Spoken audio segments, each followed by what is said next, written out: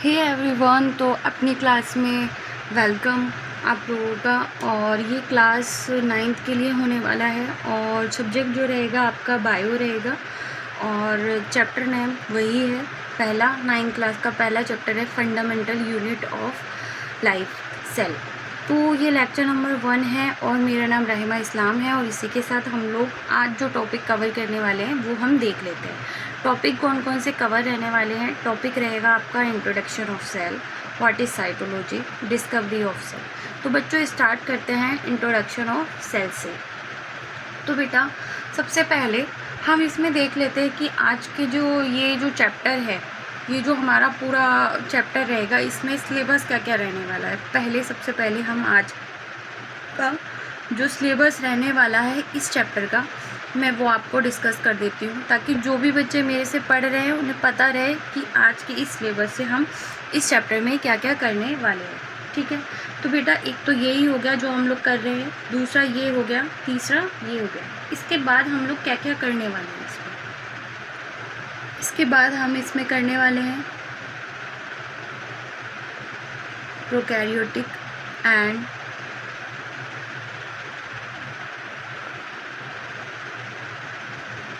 Eukaryotic cell.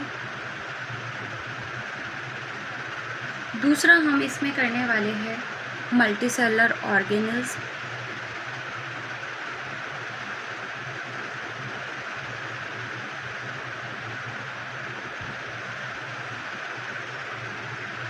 Multicellular organism के बाद हम करने वाले हैं इसमें सेल मेम्ब्रेन,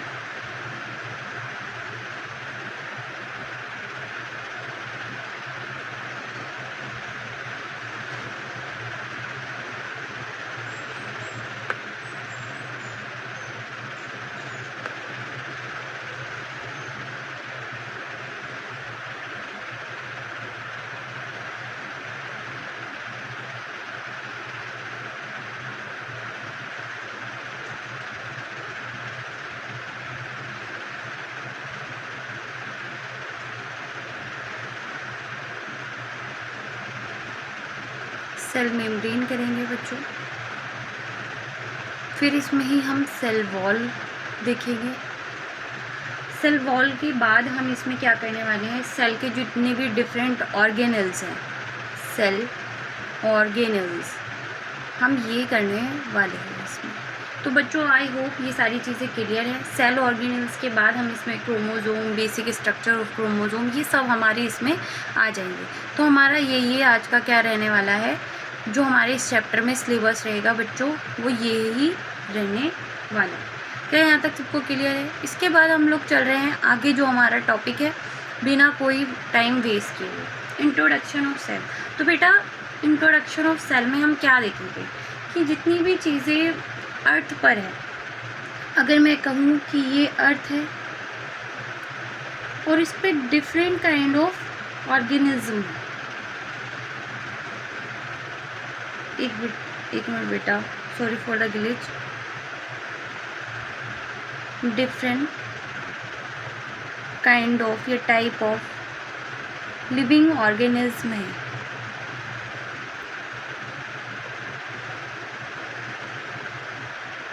लिविंग ऑर्गेनिज्म है, ठीक है। वो सारे के सारे ही आपस में क्या दिखते हैं, डिफरेंट दिखते हैं।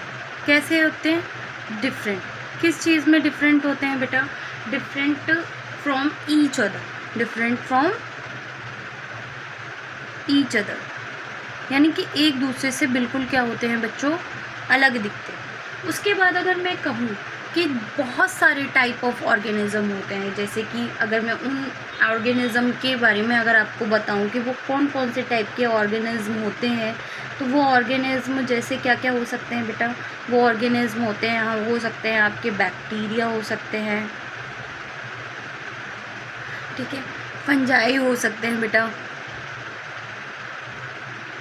प्रोटिस्ट हो सकते हैं बेटा, प्रोटिस्ट हो सकते हैं, प्लांट हो सकते हैं बेटा, एनिमल हो सकते हैं, ठीक है। ये इतने टाइप ऑफ ऑर्गेनिज्म हो सकते हैं और इससे ज़्यादा भी हो सकते हैं, अलग अलग टाइप के।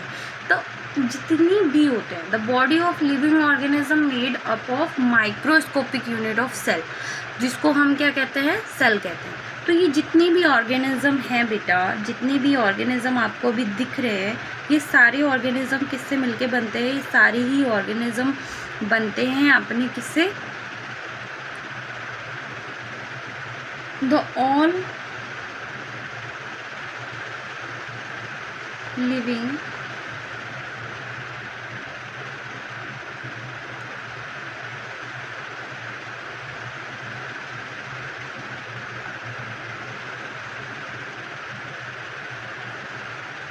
organism made up of microscopic unit called cell। तो बेटा जितने भी लिविंग ऑर्गेनिज्म होते हैं वो सब किससे मिलके बने होते हैं? लिविंग ऑर्गेनिज्म सब किससे मिलके बने होते हैं? सेल से बने हुए होते हैं। बेटा जो सेल होती है सेंट्रल पोजीशन मानी जाती है बायोलॉजी में, एंड एटम हैज़न किस में मानी जाती है? एटम फिजिकल साइंस में। अगर मैं आपको बताऊं कि जो सेल है वो कहाँ पे सेंट्रल पोजीशन मानी जाती है, सेल को हम बायोलॉजी में इसकी सेंट्रल पोजीशन मानते हैं, सबसे स्मॉलेस्ट यूनिट मानते हैं बायोलॉजी में, ठीक है। अगर वहीं पे अगर मैं केमिस्ट्री की बात करूँ या फिज़िकल साइंस की बात करूँ तो वहाँ पर हम किसको मानते हैं बेटा? एटम को मानते हैं। तो ये दो बातें आपको बहुत अच्छे से ध्यान रखनी है, क्योंकि आप लोग केमिस्ट्री में बार बार ये चीज़ पढ़ोगे कि atom is the smallest, atom is the smallest. तो आप ये कंफ्यूज ना हो कि भाई बायो वाली मैम ने तो बताया है कि सेल होती है, तो बेटा एटम जो होती है फिज़िकल साइंस में होती है। तो ये बात आपको बहुत अच्छे से ध्यान रखनी है। फिज़िकल साइंस या फिर बेटा हम क्या कह सकते हैं, आप केमिस्ट्री में पढ़ोगे, ठीक है। केमिस्ट्री में आप इसको बार बार देखोगे। तो यहाँ तक क्लियर है चीज़ें बेटा। The cell is the basic structural and functional unit of life. तो सबसे पहले हमें क्या पता होना चाहिए कि क्या है सेल। तो सेल बेटा क्या होती है? Cell is the basic structural unit of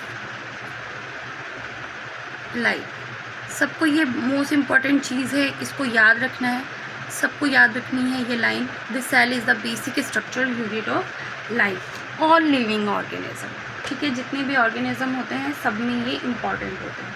अब आ जाते हैं बच्चों इस पर कि ये जो सेल की स्टडी की जाती है, सेल की जितनी भी कंपोजिशन होती है, स्ट्रक्चर होती है, फॉर्म होती है, उसकी जो स्टडी की जाती है वो किसके अंदर की जाती है? तो जो साइटोलॉजी वर्ड है बेटा, साइटोलॉजी वर्ड किससे लिया गया है? Study of cell. Study of cell क्या? यानी कि उसकी फॉर्म के बारे में, उसकी स्ट्रक्चर के बारे में, उसके कॉम्पोजिशन के बारे में हम बात कर रहे हैं, ठीक है। ये सब किस में आता है बेटा? ये सब साइटोलॉजी में आता है। जैसे ही नेक्स्ट चैप्टर आएगा टिश्यू, तो उसमें भी हम देखेंगे हिस्टोलॉजी। तो बेटा वैसे अगर मैं आपको यहाँ पर बताऊँ कि क्या किस तरीके से इसका मीनिंग है, क्या हम इसमें पढ़ रहे हैं, क्या देख रहे हैं, तो बेटा एक बार मैं आपको बता देती हूँ कि यहाँ पे जो साइटो मीन्स है, साइटो मीन्स है वो यहाँ पे क्या है? सेल, ठीक है। और लॉजी का मतलब क्या होता है बेटा? लॉजी का मतलब होता है स्टडी। तो वैसे भी हम क्या कह सकते हैं, जहाँ पे हम सेल की स्टडी करते हैं वहाँ पे कहेंगे। और बेटा जहाँ पे सेल के वेरियस एस्पेक्ट जैसे structure, chemistry, development, genetic, functioning of cell, वहाँ उसको क्या कहते हैं हम? Cell biology. तो अगर मैं सेल बायोलॉजी की बात करूँ कि सेल बायोलॉजी हम किसको कहेंगे? सेल बायोलॉजी हम वहाँ कहेंगे बेटा जहाँ पे हम सेल की क्या पढ़ रहे हैं? पूरी हिस्ट्री पढ़ रहे हैं, वेरियस एस्पेक्ट पढ़ रहे हैं, सेल के वेरियस एस्पेक्ट्स के बारे में बात कर रहे हैं। जैसे कि क्या क्या हो सकते हैं ये, जैसे मैंने अभी आपको बताया, जैसे स्ट्रक्चर हो गई,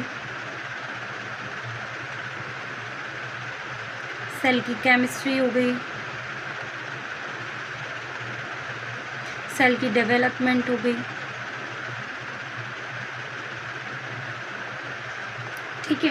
और सेल की और भी बहुत सारी चीज़, सेल की फंक्शनिंग हो गई,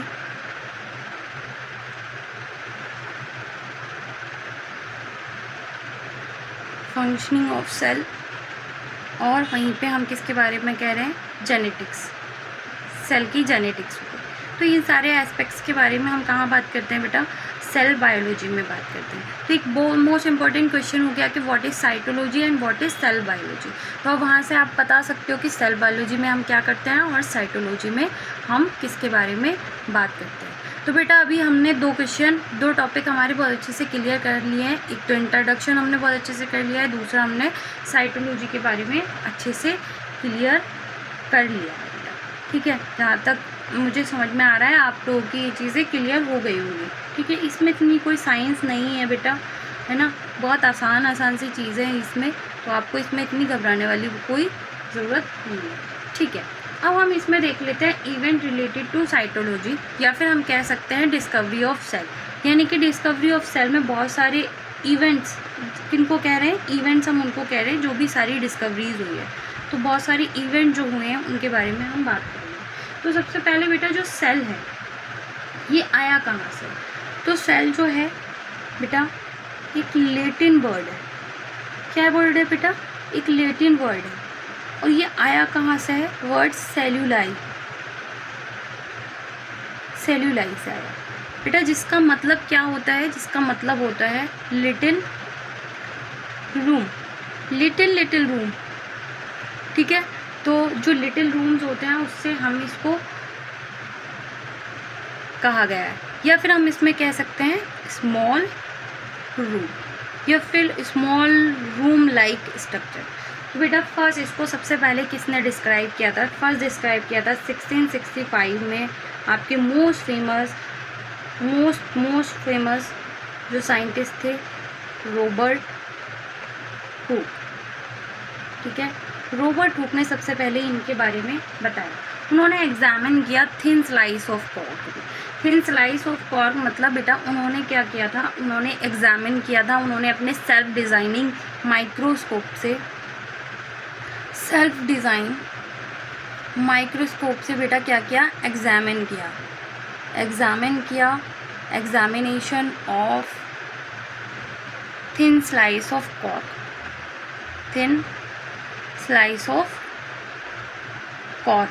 बेटा कॉर्क क्या होती है, कॉर्क आप सब लोगों को पता होना चाहिए। कॉर्क जो होती है एक हनी कॉम्ब लाइक स्ट्रक्चर्स जैसी दिखती है। ठीक है, कॉर्क के बारे में आप टिश्यू में भी पढ़ेंगे, तो बेसिकली मैं आपको दिखा देती हूँ कि कॉर्क कैसी दिखेगी। कुछ इस टाइप की स्ट्रक्चर होती है। ठीक है, कुछ ऐसी स्ट्रक्चर होती है जो कैसी दिखती है बेटा, हनी कॉम्ब लाइक स्ट्रक्चर।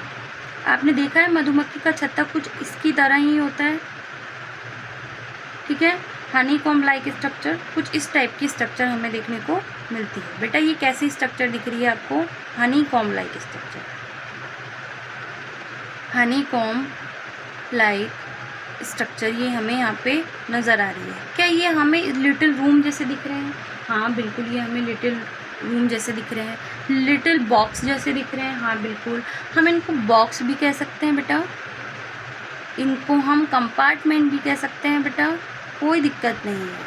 ठीक है, इसके बहुत सारे नेम हैं, तो आप कोई सा भी वर्ड यूज़ कर सकते हो, बिल्कुल कोई इसमें आपको वो नहीं है। या फिर हम इसको कहते हैं सेल्स, ये तो हमें पता ही है, जो हमें हर बार बोलना ही है। ठीक है, तो सबसे पहले ये जो वर्क है, सारा जितना भी वर्क है, सबसे पहले कौन सी बुक में पब्लिश हुआ बेटा, तो सबसे पहली बुक जिसमें पब्लिश हुआ ये सारा वर्क जो पब्लिश हुआ ये सारा, रॉबर्ट हुक का जो वर्क है वो पब्लिश हुआ था। सबसे फर्स्ट माइक्रोग्राफिया नाम की एक बुक है, माइक्रोग्राफिया। ये बेटा एग्ज़ाम पर्पज़ से, आपके एंट्रेंस एग्ज़ाम पर्पज़ से ये इम्पॉर्टेंट है। ठीक है, कोई भी एंट्रेंस एग्ज़ाम देते हो आप 9th क्लास का, एंट्रेंस एग्ज़ाम से रेलेवेंट है। ठीक है, तो आप यहाँ पे मैं इसको रेड मार्क कर देती हूँ ताकि आपको पता रहे कि ये एंट्रेंस एग्ज़ाम से इम्पॉर्टेंट है। ठीक है बेटा, अब हम आते हैं कि सबसे पहले, अब ये जो कॉर्क होती है बेटा, सबसे पहले हमें समझ लेना चाहिए कि ये कॉर्क जो होती है बेटा डेड होती है, डेड कैसे होती है मैम, ये आपने कैसे कह दिया कि डेड होती है, आप हमें ये चीज़ समझाइए। तो बेटा मैं आपको अभी ये चीज़ समझा देती हूँ, बिल्कुल डोंट वरी, ठीक है। मान लो ये क्या है, पेड़ है आपका, ठीक है। इस पेड़ पे कैसे पत्ते होते हैं, जल्दी से कमेंट में बताइए, पेड़ के पत्ते कैसे होते हैं, ग्रीन होते हैं, ठीक है। इस पेड़ की ही एक स्ट्रक्चर ली थी उन्होंने, इस पेड़ की ही स्ट्रक्चर ली, जहाँ पे इन्होंने कैसी दिखी, एक हनी कॉम्ब लाइक स्ट्रक्चर दिखी। अब बेटा ये पेड़ है, ये ट्री है, ठीक है। तो ट्री कैसा होता है, ट्री क्या ऐसा होता है कि आप उसको तोड़ सकते हो, नहीं। जो इसकी स्ट्रक्चर होती है, ऊपर की जो स्ट्रक्चर होती है वो ये कॉर्क होती है, जो इसको हार्श इन्वायरमेंट से क्या करके रखती है, प्रोटेक्ट करके रखती है। तो ये क्या होती हैं, डेड सेल्स होती हैं। ये कैसी सेल्स होती हैं, डेड सेल्स होती हैं। तो सबसे पहले अगर सवाल आएगा कि रॉबर्ट वुड ने किस टाइप की सेल्स की डिस्कवरी की थी, तो बेटा वो सेल्स कैसी थी, डेड सेल्स थी, ठीक है। और अगर डेड सेल्स हैं तो बेटा कोई लिविंग सेल्स भी होती होंगी, ठीक है। अब हम देख लेते हैं उन लिविंग सेल्स के बारे में कि हम किन सेल्स के बारे में बात कर रहे हैं। तो वो जो लिविंग सेल्स थी, 1674 की बात है, ये 1674 की बात है। ऐसे ही एक महान साइंटिस्ट थे हमारे ह्यूवेन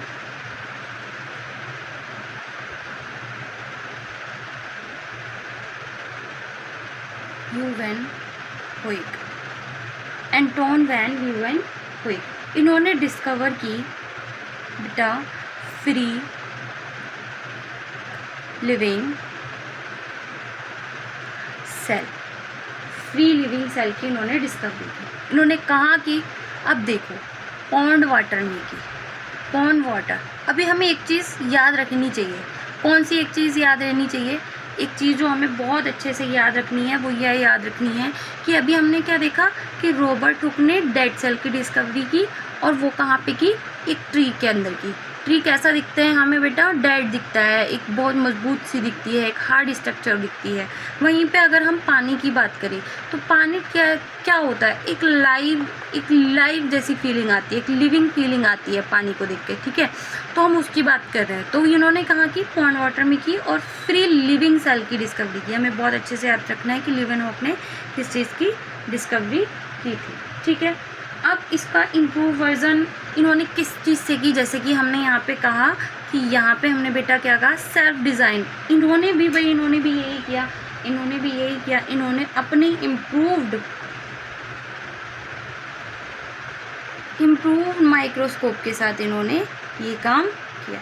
अब बेटा देखो ये कोई कहानी जैसा ही लगेगा अगर आप अच्छे से सोचोगे, ठीक है। अब वो पहले एग्जाम्पल देख लेते हैं कि हमने कौन से उसमें की, उसके बाद मैं इसको और अच्छे से बताती हूँ। जैसे इन्होंने किस किस चीज़ की खोज की, जैसे कि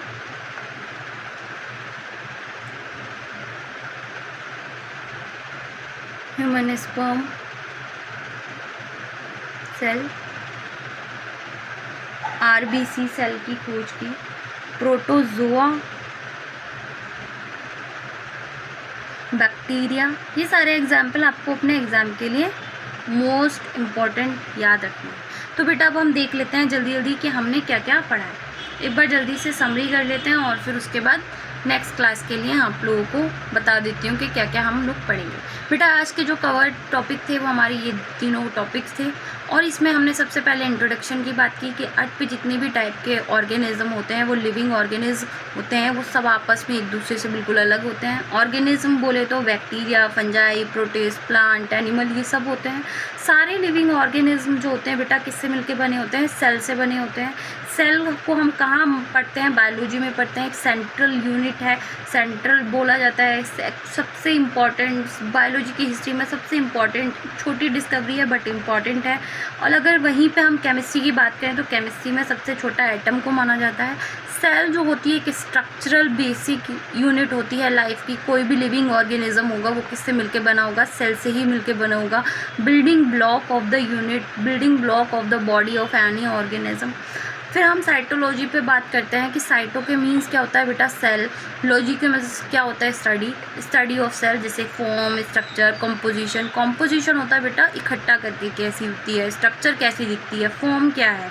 सेल बायोलॉजी में हम बहुत सारी चीज़ें पढ़ते हैं, जैसे कि structure, chemistry, development, functioning of cell, genetics के बारे में पढ़ते हैं। फिर वहीं आ जाते हैं डिस्कवरी ऑफ सेल में। डिस्कवरी ऑफ सेल में सबसे पहले 2 इम्पॉर्टेंट साइंटिस्ट के बारे में बात करेंगे। 1665 में रॉबर्ट हुक, 1674 में ल्यूवेनहुक। रॉबर्ट हुक ने डेड सेल की डिस्कवरी की और ल्यूवेनहुक ने लिविंग सेल की। डेड सेल में अगर हम बात करें तो कॉर्क सेल थी, जो मधुमक्खी के छत्ते की जैसे दिखती हैं, हनी कॉम लाइक स्ट्रक्चर होती है, इसे बॉक्स बोल सकते हैं, कंपार्टमेंट बोल सकते हैं।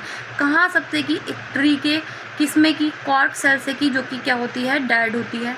ठीक है, इनका जो माइक्रोस्कोप था सेल्फ डिज़ाइन था। वहीं पे अगर हम इनकी बात करें तो इनका माइक्रोस्कोप कैसा था, इम्प्रूव था। और इन्होंने कहाँ खोज की, पॉन्ड वाटर में। 2 बातें इंपॉर्टेंट है, इन्होंने कहा कि ट्री में, इन्होंने कहा कि पॉन्ड वाटर में। एग्जाम्पल देख लेते हैं, human sperm, RBC, protozoa, bacteria.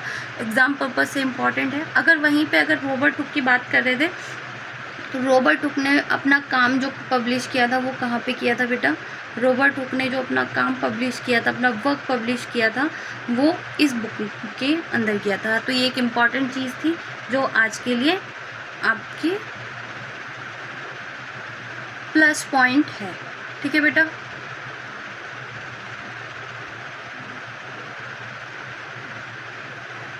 ठीक है, thank you, bye bye. Second lecture देखने के लिए बेटा, नेक्स्ट सेकेंड लेक्चर आपका 1 या 2 दिन में आ जाएगा और उसमें हम प्रोकैरियोटिक और यूकैरियोटिक सेल के बारे में बात करेंगे। सेकेंड लेक्चर देखने के लिए मेरा चैनल सब्सक्राइब कीजिए अपनी क्लास, और प्लीज़ बहुत ढेर सारे कमेंट्स भी कीजिए मैम के लिए कि मैम हमको ये लेक्चर पसंद आया है आपका। कमेंट कीजिए और शेयर कीजिए। ठीक है, शेयर ज़रूर करना है और कमेंट तो ज़रूर करना है बेटा। ठीक है, ओके, बाय बाय।